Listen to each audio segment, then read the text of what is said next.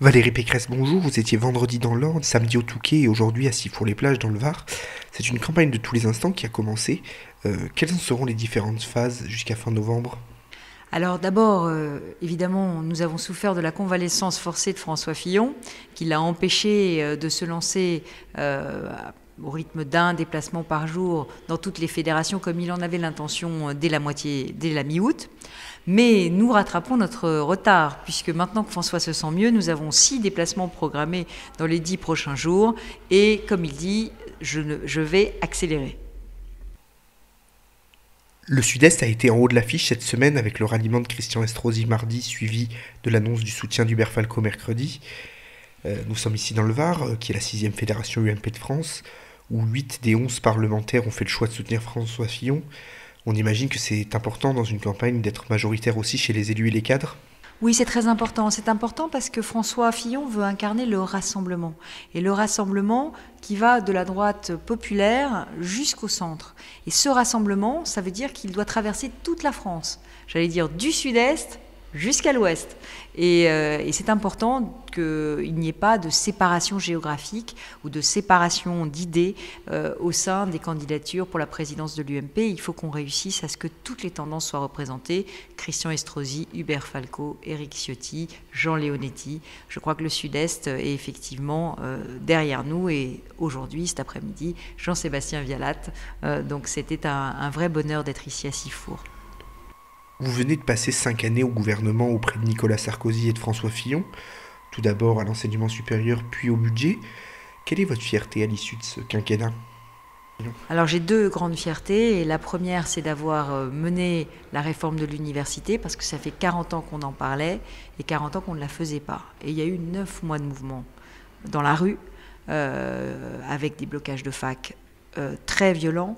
On a évacué 170 universités et j'aurais pu arrêter ma carrière politique à ce moment-là si François Fillon n'avait pas conseillé constamment à Nicolas Sarkozy de me soutenir, de tenir bon face à la rue, face au corporatisme. C'est ma première fierté. Ma deuxième fierté, c'est d'avoir pu, en tant que ministre du Budget, être la première ministre du Budget qui a baissé les dépenses de l'État d'une année sur l'autre depuis 1945. Depuis 1945, tous les ans, l'État augmentait ses dépenses, sauf en 2011, où nous avons voté un budget qui les faisait baisser. Ça, c'est ma deuxième fierté. Et là aussi, c'est grâce à François Fillon qui, le premier, a dit « Je suis à la tête d'un État en faillite ». L'un des chantiers prioritaires pour le nouveau président de l'UMP sera de préparer la reconquête de nos territoires. Quelles en seront les phases et les enjeux? Alors c'est très important. Pour les municipales, il y a 3 enjeux. D'abord, la ruralité. Nous avons perdu du terrain dans les territoires ruraux. Ça nous a fait perdre le Sénat parce que toute une série de réformes des territoires n'ont pas été comprises, et puis parce qu'il y avait une peur des territoires ruraux dans la crise d'être abandonnés. Nous devons partir à la reconquête des villages. Nous devons aussi nous préparer pour reconquérir les villes moyennes. Les villes moyennes, c'est important parce qu'on les néglige trop souvent.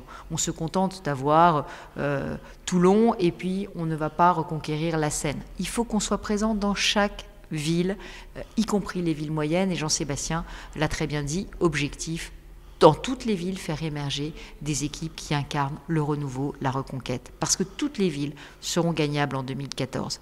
Et puis, il y a le sujet des très grandes villes, des villes universitaires, des métropoles.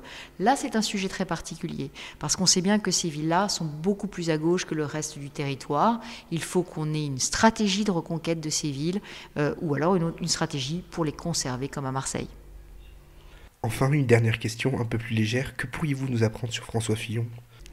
Qu'est-ce que je pourrais vous apprendre sur François Fillon?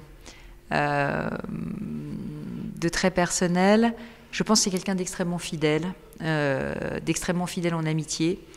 C'est quelqu'un qui se livre peu, et les militants ne le connaissent pas forcément bien parce que justement il se livre peu, il est très pudique, mais en même temps c'est quelqu'un en qui on peut toujours avoir confiance. Il est extrêmement solide. Je pense qu'il est en fait profondément sartois. Merci.